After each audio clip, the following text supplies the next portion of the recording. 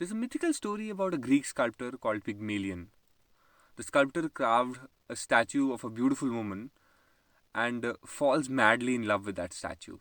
He becomes so enamored that he prays to the goddess of love to bring the statue to life.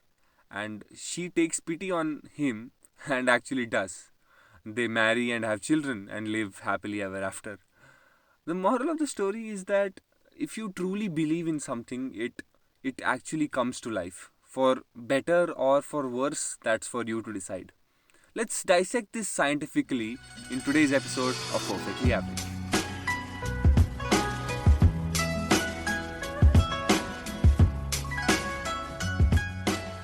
In the scientific community, the Pygmalion effect is known as the Rosenthal effect, and it essentially talks about a self-fulfilling prophecy.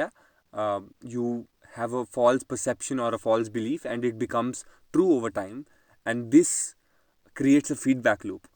It tells you that you were always correct because you can say so in hindsight. Let's try and understand this with a simple example. Let's say you and your friend enroll into a football academy.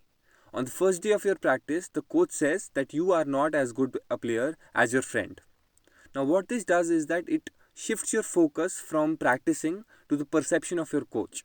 Now, every time you make a mistake, your confidence drops down further and it reinforces the belief that your coach was right about you.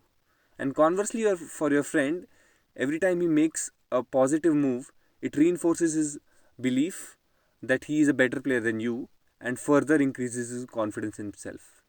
Over time, when this happens again and again, your friend eventually becomes a better player than you, and hence the prophecy of your coach comes true. And also for the coach, what this does is that it reinforces his belief that his intuition is very strong. And he, in fact, is a very good coach. The Rosenthal effect deals with the positive side of this scenario, wherein the idea is that an increase in the leader's expectation of the follower's performance, it will eventually result in a better performance by the follower. The opposite of this is also true, and it's known as the Golem effect, wherein a low expectation leads to a decreased performance.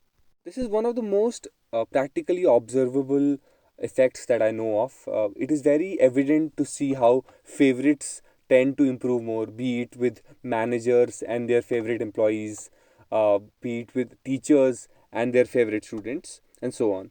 In fact, to explain it simply, the basis of the Rosenthal effect is a study wherein it was concluded that students that were favored by the teachers somehow tend to increase their scores in tests and specifically IQ tests. Even though that study was criticized a lot, but it still makes sense because it is clearly very observable and visible in scenarios that we've all been through. The Pygmalion effect is very philosophical in its essence because it shows us that our reality is negotiable. It can be manipulated by others, by purpose or by accident, that's totally circumstantial. And these expectations may be a result of biased thinking or irrational thinking, maybe, but they have the power to affect us. They have the power to change what happens with us. So, this could be bad or good depending on how you look at it. Uh, Somebody's expectations can push you to try harder, but it can also overburden you with expectation. This could also help you to be aware that somebody's perception of you isn't accurate and push you to try and change it. While reading upon this, I came across a statistic that pretty much sums up how Pygmalion effect is relevant in our lives. Pygmalion effect is crucial in creating stereotypes. For example, a Google search like "Is my son gifted?" is searched more than 2.5 times than "Is my daughter gifted?"